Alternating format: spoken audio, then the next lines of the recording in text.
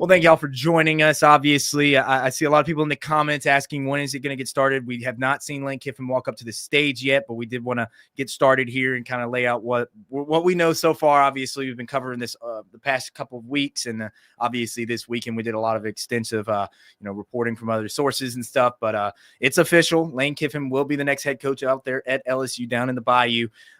After this messy situation that took place in Oxford. Obviously, this situation kind of got started about 2 weeks ago when Kiffin's family was spotted out there in Baton Rouge. Honestly, it started about a month ago. That's when Florida was starting to field their offers for Lane Kiffin. Obviously, that didn't transpire once LSU got into play. And this has been a done deal pretty much for the last week or so, right? And that's been the frustration for, I understand, for Ole Miss fans is, not saying you have an answer when it, reports are now coming out that it's been a done deal for a minute now.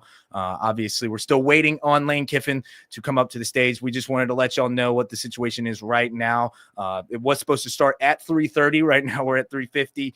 So we are running a little behind here. I imagine we're going to hear from athletic director at LSU, Osbury, first before Kiffin comes out and has his statement and answers questions from the media out there in Baton Rouge. But yeah, this has been a developing and long awaited decision that has really took over the college football world. And it's partially, I imagine, the frustration for a lot of Ole Miss fans. You have a team that's making their first college football playoff appearance, first 11-win regular season in school history, getting another win in the Egg Bowl and all the emotion that comes with that. There was still ultimately a decision that had to be made. Obviously, we want to take a little backtrack here. We'll talk about that Friday before the Egg Bowl. That was when the statement was released by athletic director Keith Carter from Ole Miss about this decision that would come on Saturday. Obviously, the decision did bleed into that Sunday. That Saturday timeline, it kept changing throughout the day, right? It was supposed to be a morning meeting, not supposed to be a long meeting between Keith Carter,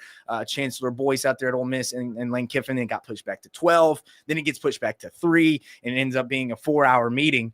And what reports are saying is that what that meeting was not about keeping Lane in Ole Miss for the long-term future. It was more about Lane Kiffin trying to coach his team, coach the Ole Miss Rebels in the playoffs, and then depart for LSU after the season. And athletic director Keith Carter and officials out there at Ole Miss did not want that. They wanted to move on. They wanted to move past the Kiffin era, and obviously with the transfer portal and all that comes with that, poaching players is a real thing now, and that those are conversations that I imagine Ole Miss wanted to avoid, and that's partially why we now know that new head coach Pete Golding will be leading the Ole Miss Rebels in their playoff run and in the future. We actually now have some movement out there in Baton Rouge, so we're going to go ahead and send it out there to hear from LSU officials and, of course, Lane Kiffin, the new head coach at LSU. Phones. The format for today will be the following. Dr. Roos will come up, make a few remarks. He will introduce athletic director Verge Alsbury, who will do the same. He will introduce Coach Kiffin. Coach Kiffin will come up, make a few remarks. We'll take questions. If you're in the media and you have a question, please raise your hand. We'll get a microphone to you. Also, media, please introduce yourself as well as your affiliation. At the end of the Q&A session with Coach, we'll have Dr. Roos, Verge, and Coach Kiffin on stage for a photo op. So we're all ready to go. And those of you that Verge will be available off camera, off stage for a brief few minutes after we're done here. So, Dr. Roos, it's your show.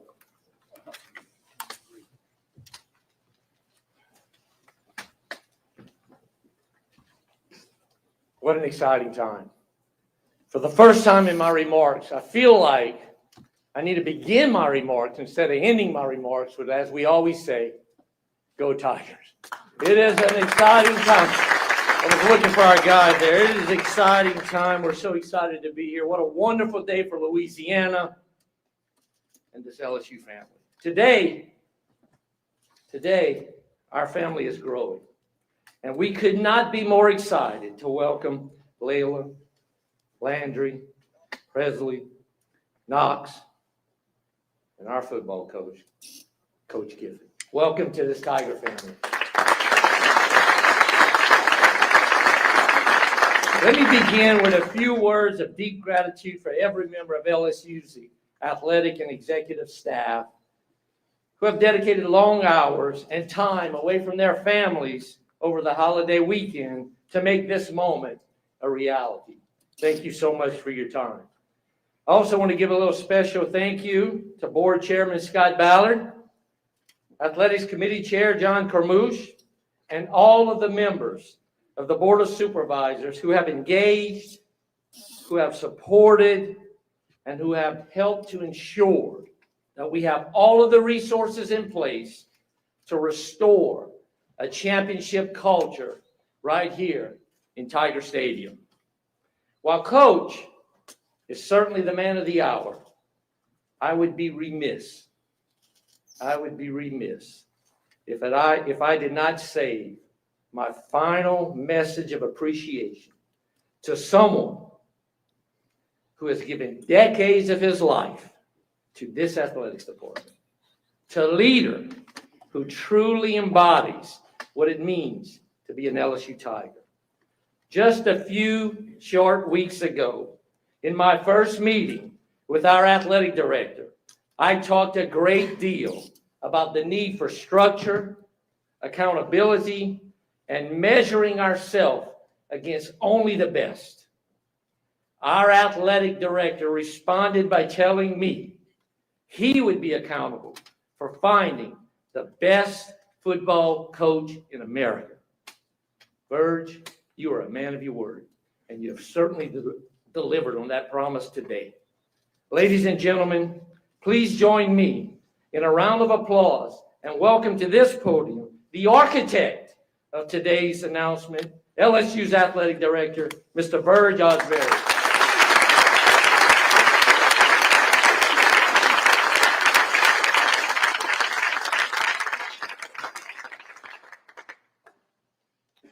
What a great day to be a Tiger. Beautiful day. I want to thank President Roos and our Board of Supervisors and our governor for their commitment to making sure we got the coach we needed.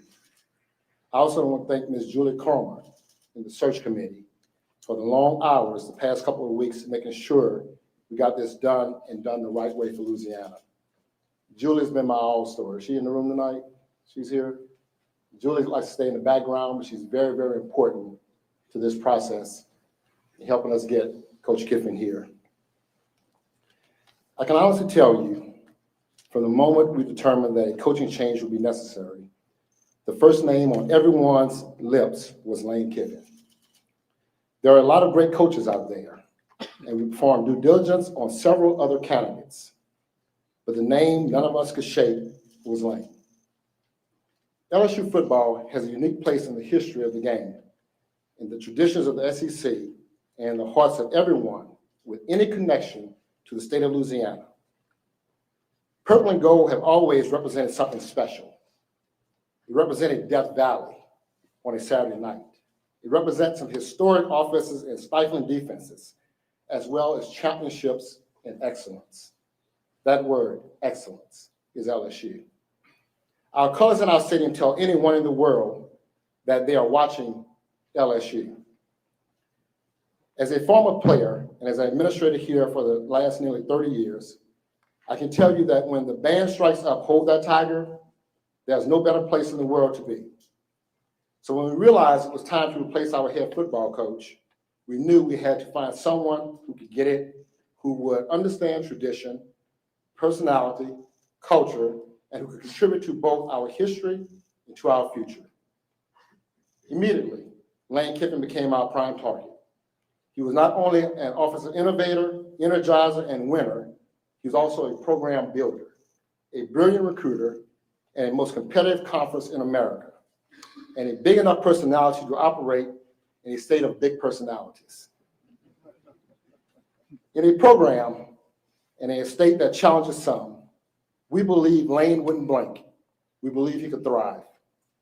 I'm not going to tell you the road for getting him here didn't have some unique challenges, but I will say those challenges came from the right reasons. Lane was running a championship contending team. He loves his players, and he wanted to do the right thing for his family. I admire all of those reasons and made me want him more. We believe that LSU is a place he may be willing to come. We believe it would be a perfect fit for someone like him. We told Lane that LSU is not just a place to come to win games. He has done that already. We told him LSU is a place to come to contend for national championships year in and year out. We promised him the resources to recruit and develop the best players in the country. We promised him a student body and a fan base that demands success. And we promised him a state and a community that would welcome him and his family and that was eager to become, with his leadership, legendary. If those sound like big promises, then you don't know how much I love and believe in LSU and in Louisiana. We asked him to believe, too. He showed us he was all in. I could read you his resume, but you probably already know it. I could tell you more about his personality, but you're probably familiar with that, too. I could tell you he has the presence and energy to make everyone he works with feel a winning attitude. But I know you will find that out soon enough. I can't wait to get down to work with Lane. Lane, the process to get you here hasn't always been the most predictable, but I believe you will find it to be home. You've been looking for it.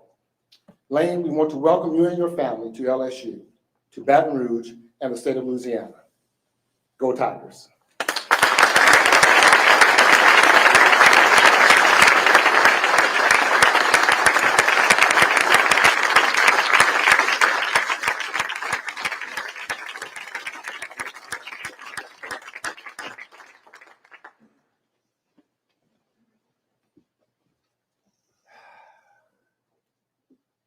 First off, I want to thank my family for all their love and support throughout this process. Layla, Knox, Landry, Presley, my children, brother Chris that's here with his family.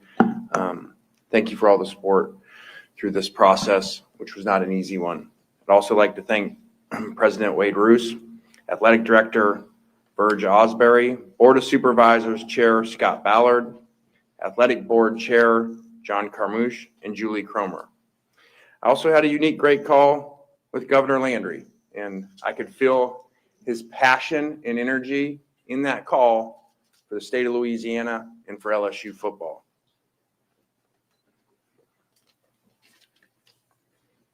Also, the people that reached out to me through the process, from former great LSU players and very powerful LSU alumni. I'm very honored to be the head coach of LSU. I can sum it up by saying this place is different. And having watched this place for a long time, having been on the other sidelines in this stadium, this place is different.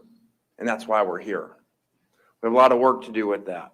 But I'm very grateful for the opportunity to lead one of the elite programs in all of sports. Leaving Ole Miss was extremely difficult decision. And in that, we tried every single thing possible to continue to coach the team through the playoffs and continue to coach the players. In the end, that was their decision, and we totally respect that and appreciate the time and energy that we tried to figure out a plan to do the best thing at the time for those players. The last 6 years of my life have been the best 6 years of my life.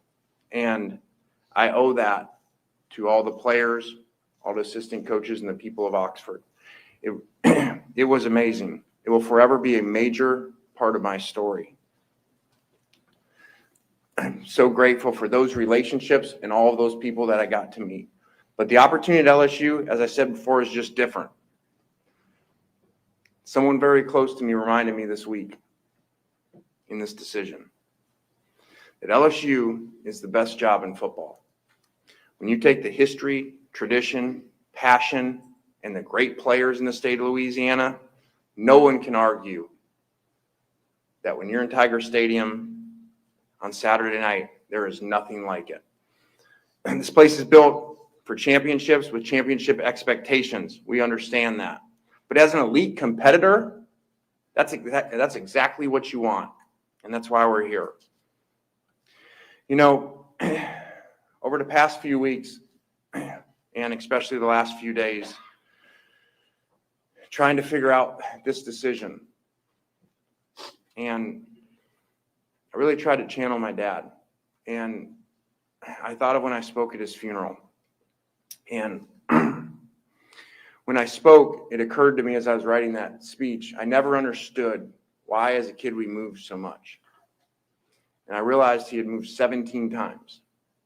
But during that funeral and during that week when he passed, the amount of people that reached out to me that were either at the funeral, wrote letters, wrote notes to me, found my number, texted me, was amazing from all the different places that he went. And it became apparent to me, and I spoke on that, that happened for a reason. He went to all of those different places for a reason. He didn't stay one place. He went to all those places so he could connect with all those people, impact all those people, be impacted by all those people at the different places. And so as I thought about that, even with the best 6 years, it became apparent to me what the decision was.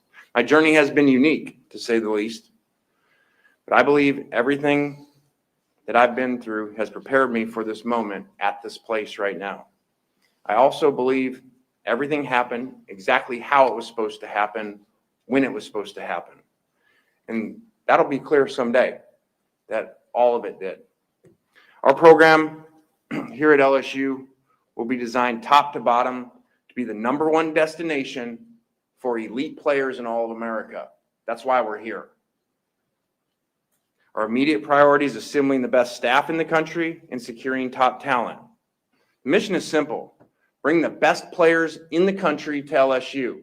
And it starts right here in the state of Louisiana. To win big, as you go through this decision and you look at different places and all the things involved, to win big, you need everybody pulling in the same direction. And I felt through this process that definitely the leadership here at LSU was all in line and all in place to give us that. I know that we have, with the passion of LSU family and our LSU players, that we have everything to bring championship football back to LSU. It's time for LSU to take its place back as the best program in all of college football. And that's what we're here to do. So thanks for everybody showing up. Thank you for believing in me. Let's go to work and go Tigers.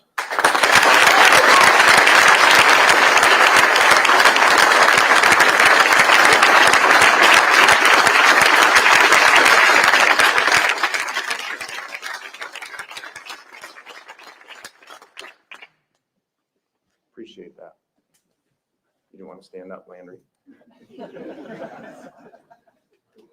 Questions? Yep. You talked about how happy you were at Ole Miss, and that's a team that's on the cusp of the college football playoff. What drew you away from that into this place, especially kind of at this moment? Yeah, great first question. That was, as I referred to, that was excruciating and difficult. And like I said, we tried every possible thing for a long time the other night and into the morning. As you saw, the team meeting announcement get pushed back because we were trying to get that done. And I'm very grateful for the chancellor there and Keith Carter, that they listened. We presented a plan how that could be done and give the players the best chance to win in the playoffs. And at the end of the day, that's their decision. And I respect that. And made a good point. That may make sense to everybody outside, why the best thing was to keep us all together for the playoffs. It may make sense to all the national media, why that makes sense to do that. But, like he said, he has to live there. And I totally respect that. And I respect their decision and so appreciative for them. Laying right up the middle here, Michael Cobble, WBRZ TV in Baton Rouge. Verge talked about your resume, I guess. Just why do you feel like you've been successful over the last handful of years in this ever-evolving college football landscape? Yeah, I think we've been very successful because we've had great players. We've been very successful because we've hired great assistants that fit together. I think that college football has changed a lot over the years. And I think that a thing that we do extremely well is we don't just think outside the box. We create a new box. The way that we do things is not traditional, and just because in the book of coaching, this is how we do it, or it was done that way before. We're always looking for new ideas, trying to figure things out, And that started years ago with the innovative offense and changing the style of offense that we played over the years. Having a unique offense that I don't feel like is anywhere else in America by the system that we have and how it's run. And then with that, from high school then into portal recruiting and embracing that, or embracing the portal and figuring out a way to put the best collection of players together where we were at. And, I think the record shows we did a really good job of that. Lane, Lane down here in front, Corey Diaz with the Daily Advertiser. I'm wondering if there are things that you can share with your conversations with your mentors and whomever else you sought out to make this decision. What were some of the things that they shared with you that sort of helped sway you one way or the other? Yeah, I think that, it was a really difficult decision. And when you're in those difficult decisions and you're torn, very torn, back and forth, and there's multiple options, there were really, 4 different places, that we had to think about in this. And I just talked to them, and then it really was apparent I felt like everybody that I talked to outside of the state that I was in all basically said the same thing. Okay. They all said, and you are going to regret it if you don't take the shot and you don't go to LSU. It's the best job in America with the best resources and to win it. And it's obviously been done here before by a number of people. And, Pete Carroll, really, he told me, that he always told my dad that he'd look out for me. And so when we were talking, he really channeled him, from knowing him for so long. And he said, this is exactly what he would do. He would tell you, boy, go get it, go for it. And, Coach Saban kind of coached at another place in this conference, so I can't really say exactly what he said, but I'll say I think the world of Coach Saban, and I respect him, and so there's a reason I'm here.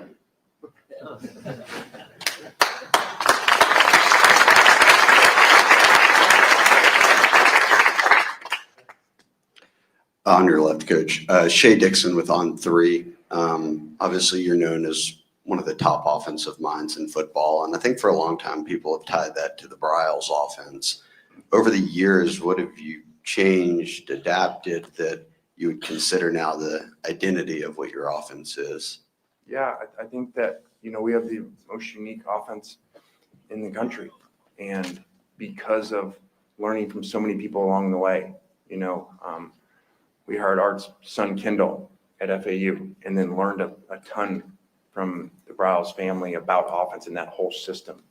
And then really combine that over what we had done over the years at USC, at different places, at Alabama, and then said, okay, what if we combine these two and take this up-tempo spread system, but then really still do it with problem plays, problem formations that, remember, I really grew up really under 3 people. My dad, for my whole life, Monty Kiffin, then Pete Carroll, then Nick Saban. So really, I basically spent the majority of my life with those 3 defensive minds. Over time, always listening to them, what gave them problems, as 3 of the best defensive minds to ever coach this game. I mean, how blessed am I that I got to be around those 3 people, and then think about, okay, combine all that they said and put this thing together. And so it's been a great offensive run because of that. And, we're not going to get up here and talk about individual numbers and stuff like that. But if you research them, I would say, over the last, since we left Alabama, so that's 9 years. Okay, if you take points yardage, that's the number 1 offense combined in all of college football. Hey, Coach, Jacques Doucet, WAP-TV here in Baton Rouge. You mentioned it a little bit. What are your memories of coming here as an opponent, playing in Tiger Stadium, and how do you feel now to have that arena in your corner as the head coach? Yeah, it feels good to be on that sideline. Been here a number of times. Now that you say it, I think about it. I've been down there in what you guys have watched for a long time, and I would say that you would probably say 2 of the most intense times and feelings, and those were 2 overtimes, one at Alabama here, and then one at Ole Miss here in the overtime 2 years ago. And God, man, that feeling on the other sideline, all the way from the warmups of those night games, and it is not. I coached a lot of places, okay, and a lot of road games, NFL, college. There is nothing like the feeling when you're on the other sideline and the intensity that you feel. It's like a weight that you feel. You know, I've talked to head coaches who have been here before, obviously. Okay, and they talk about like feeling on the other sideline, like how they feel lifted up by the crowd and the intensity. But when you're on the other sideline, you feel it the other way, and especially as you get to crunch time and overtime at night. So I've felt that. And I always thought to myself, man, well, what if we had that advantage on our side? So if we combine what we do, the way that we coach players, the systems that we run, and now we have that intensity on our side for the opponent to deal with, again, that's how it painted all together to say, and this is where you're supposed to be. Hey, Lane, Glenn West, 24/7 Sports. You mentioned some of the immediate needs you want to kind of address here with the program. Wondering if you could just talk about maybe some of the people you might be bringing with you on this coaching staff offensively, and just your thoughts on the defensive staff that's already in place here. Yeah, I think that's a really good question. I don't know that I can get into it. There's so many things. What have been here for 24 hours. So I don't know that all that is figured out, and we're still in the process. And it's a challenging spot too, because LSU is still playing in a bowl game too, and so Frank will continue to serve in that role. We've spent a lot of time together, the last 24 hours as I've been here, and less than 24 hours, and so have made the decision that he's going to still stay in that role as the head coach of that team for the bowl game. So there's a lot of complicated moving parts in that, but we'll definitely have that answer for you soon. Thank you. Back, Mike. Lane, Mike Scarborough at tigerbait.com. Is there anything that surprised you in this process with talking with Verge in the last few weeks or since you've been here? And is there anything specifically that you can share that Nick Saban told you in your phone conversations with him about this job?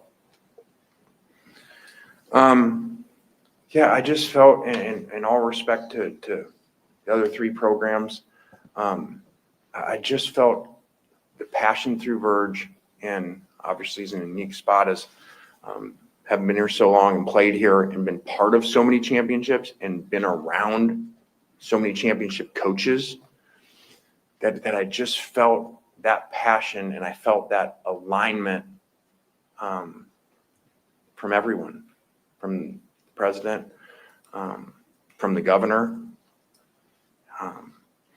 So it just became apparent, like that alignment of all being there.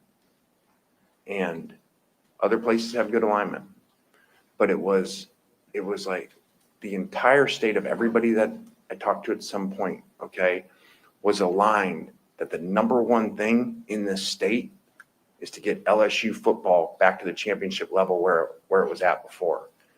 That's very unique to have everyone in the state, okay, on the same page to get the same thing done. And so it's pretty awesome.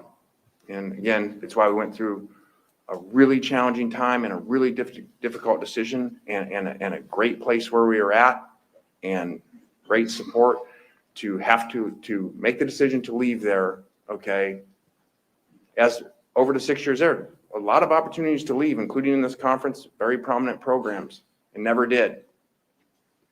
And it came down to that at the end of the day.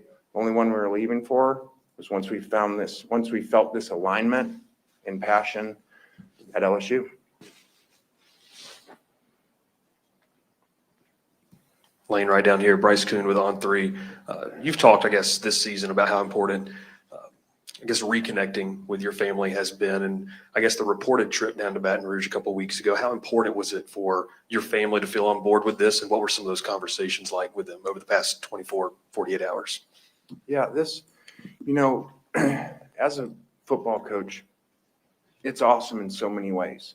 But it's very challenging when you make decisions versus probably what I would think most of you guys go through, meaning you're at this place that you really love. and your family loves it, and you've had this amazing 6 years, and these opportunities come, and it's like, okay, are you going to come? And you don't really know anything except for the stadium at the places, because that's really all you've ever been, is in the stadium. And then you, your family, your brother's family, and his 4 kids, like, are all going to move there. So I have to make this decision, okay? But I have none of this information, okay, about what the neighborhoods are like, what the people are like, what the schools are like. I have none of it. So, it's not ideal, but it came down to, well, I'm not going to go as the head coach of a place to go, because even though most people do that, and they spend a weekend somewhere in other professions and go to the schools and restaurants to get a feel for it in neighborhoods, and then they make a decision. And sometimes, they take 4 months to relocate and stuff in the real world.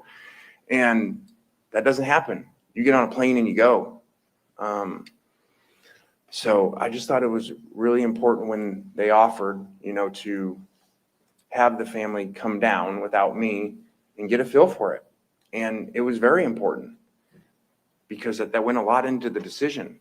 I don't know that I could have made this. I don't know that I could have made the decision, or certainly couldn't have made it and felt good without everybody on board like it was, after going to multiple places and coming back and saying, hey, we're all in. We're all in to go to Baton Rouge and go to LSU.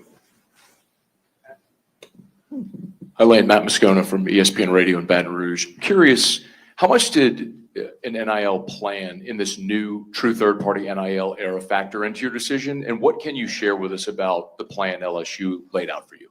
Yeah, great question. In that, when you talk about the, 4 places and making a decision, okay, I said through the process, okay, I'm never going to make a decision on money.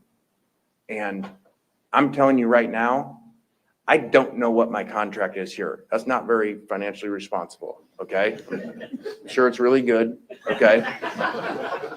I don't know what it is, nor did I know at the other places what the numbers were. Because I said in the beginning, I told Jimmy Sexton, don't tell me the numbers, okay? I want to make a decision that has nothing to do with money for me. Now, tell me the numbers in the plan for what the money is for the players, because that's everything in that area to me, okay? Not what I make, what they make, to understand how can you build this. And if you're going to make a change and you're going to move, and all these people are going to move, and you're going to do all this and go through all that, which was a very challenging, obviously, last 48 hours, in a lot of ways sucked. It's the only way I can describe it. It sucked for a lot of people.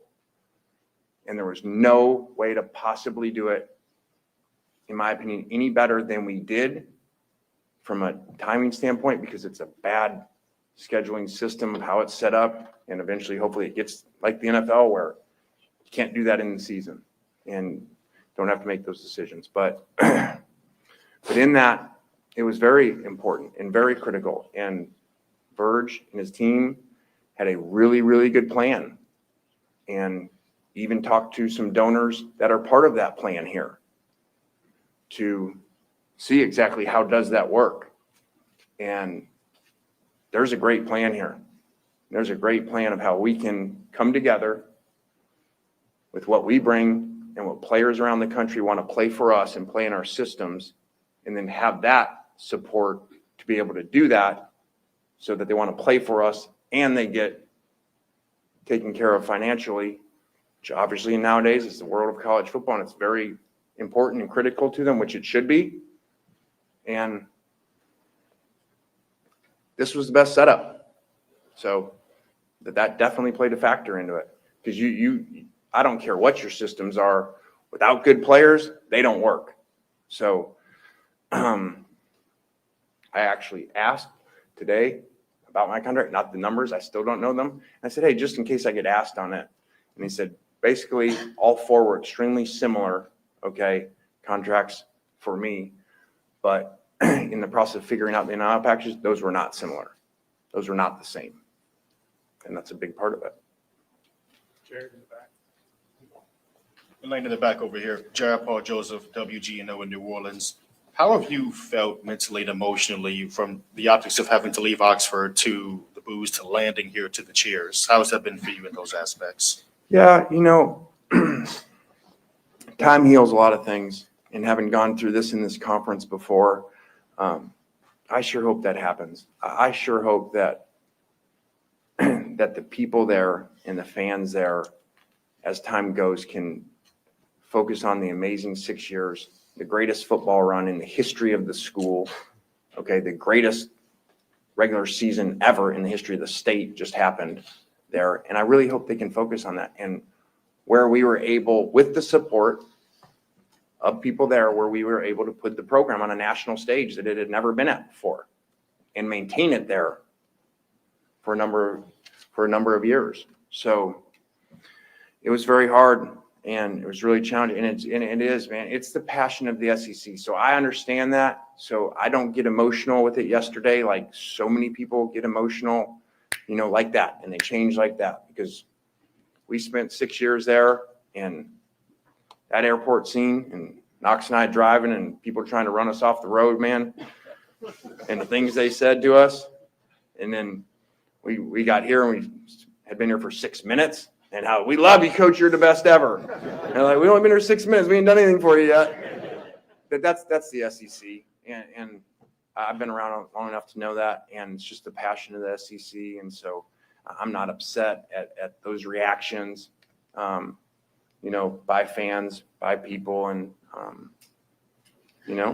I think that people get really upset when you leave somewhere because they feel hurt because you're doing a really good job. They ain't going to the airport and driving from all over, okay, to say those things and yell those things, okay, and try to run you off the road if you were doing bad. So, I just look at it as passionate people in the SEC, and that it means they really liked what we were doing there. And I think because of the way the players played, because of the way the assistant coaches coached, and the performance we put out on the field, okay, is why we ended up in the situation that we were having to decide from all these different places. Yeah, right here in front, Ron Higgins, Freeport Bossier Journal. You talked with Florida and you talked with LSU. What did Verge Osbury say to you, maybe the first time you talked to him, that you thought, that's exactly what I want to hear? I'm going to leave you alone, let you coach the team. I like when I hear that. We're going to give you everything to win. I'm going to leave you alone and go coach the team and bring us championships. So, Verge isn't real long-winded in those meetings as some other people, and he gets right to the point. And, I really like that. And so he sparked my interest from the first time I talked to him. Lane, Koki Riley from The Advocate. With the signing period starting on Wednesday, what's the structure in place to bring in these recruits, still recruit guys, potentially have some flips? Like, what's the structure in place now for the recruiting signing day? Yeah, so, when it was asked before about the staff and the current roster, all that stuff, the number one focus after arriving here and walking in the facility last night, which really was awesome. Sorry to sidetrack, so make sure I don't forget your question. But man, landing here at that airport, and then the leadership showing up and the whole board being there, what was, you could feel it right there, so as you've probably figured out, it was a really, really hard decision, and I was really torn, and I went back and forth, didn't sleep very much trying to figure it out. And the system didn't allow for a lot of time to do that, and it was really hard. And, I'm human.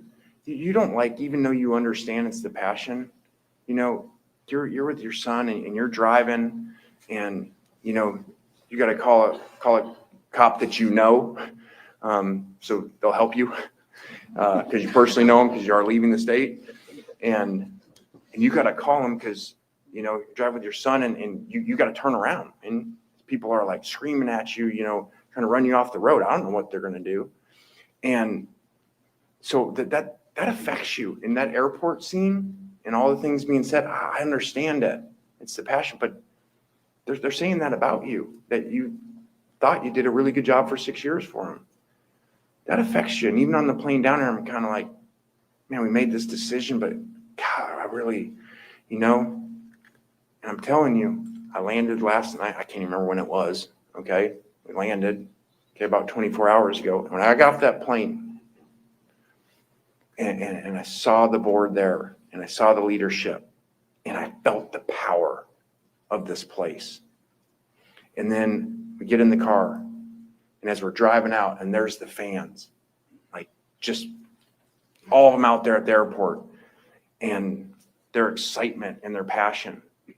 And then the cars drive by as we're going to the office and you go by Tiger Stadium. It's lit up. And you're like, I absolutely made the right decision. And it all went away.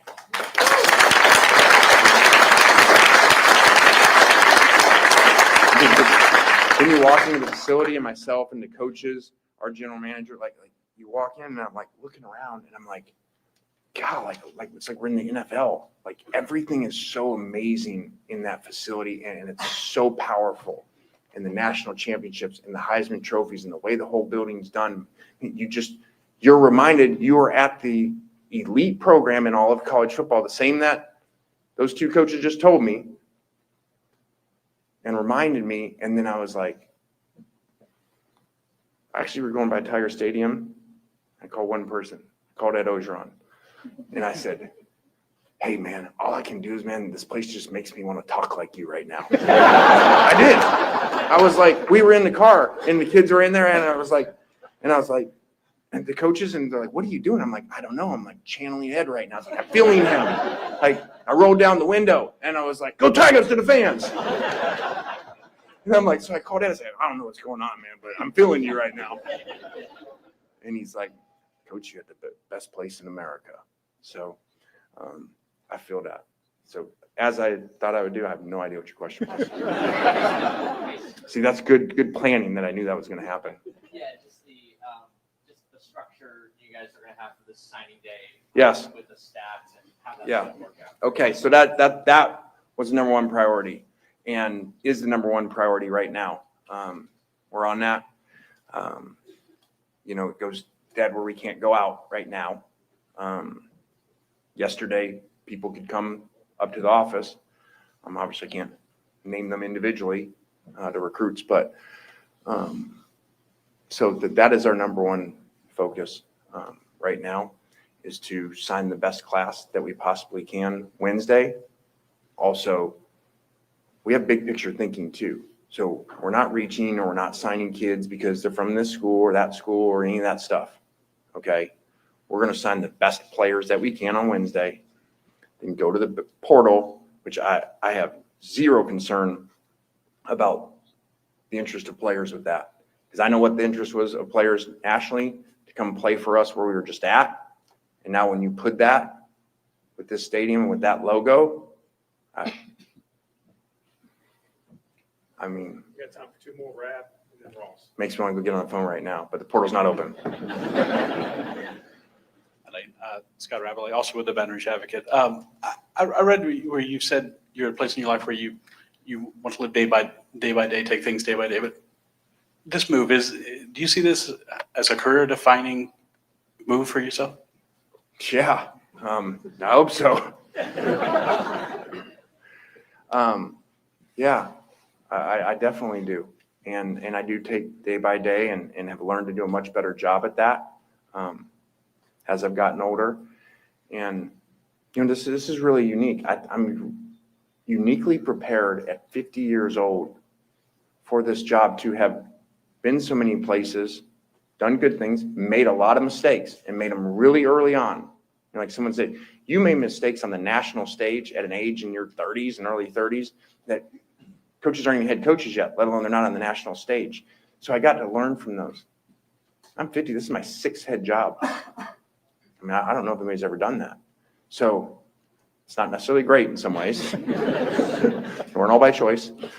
But what that does is if you take all that information and you keep it and you collect it and you learn from the good, from the bad, that's experience. Just like an experienced quarterback's a lot better later on. Experienced coaches, and some of those coaches, especially those two I talked to, they would tell you, man, at this age right now, where I am is when they really figured it all out.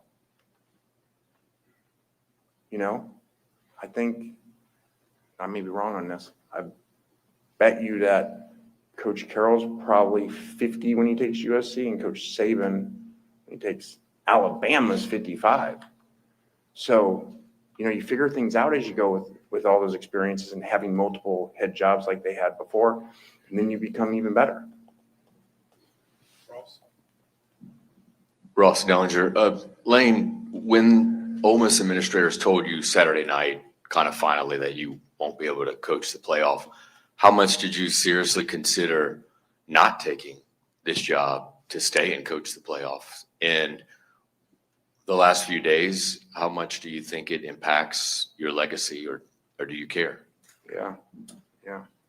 Glad you're here, Ross. Thanks. So smooth and everything.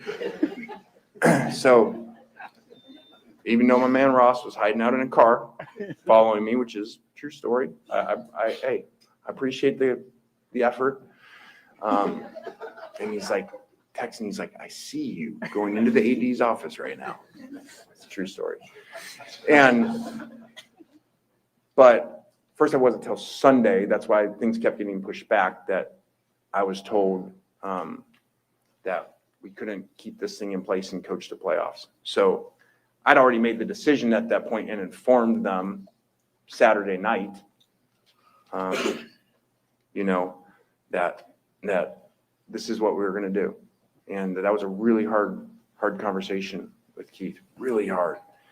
And kept trying to work through, okay, all right, yes, there's disappointment in that, but how can we do the best, knowing that I'm going to be the head coach of LSU for the future down the road, how could we do the best interest and of the players and give the players the best chance to win and make a run at the national championship in playoffs, and most likely, as I said, their most historic sporting event in the history of the state of Mississippi, a home playoff game.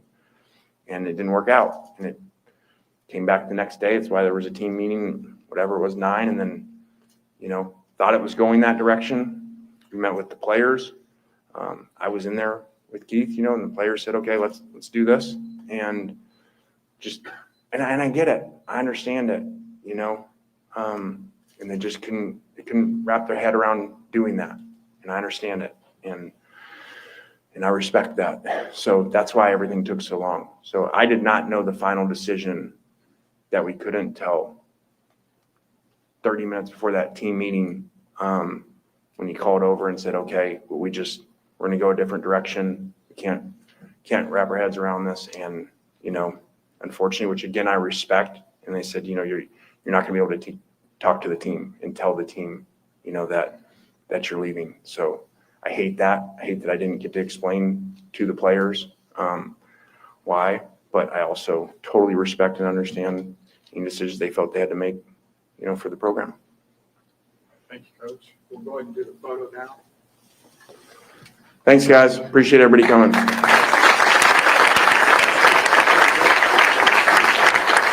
Sit down.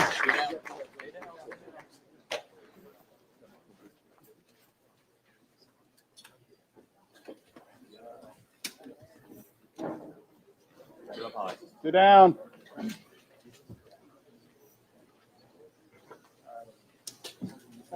Mike.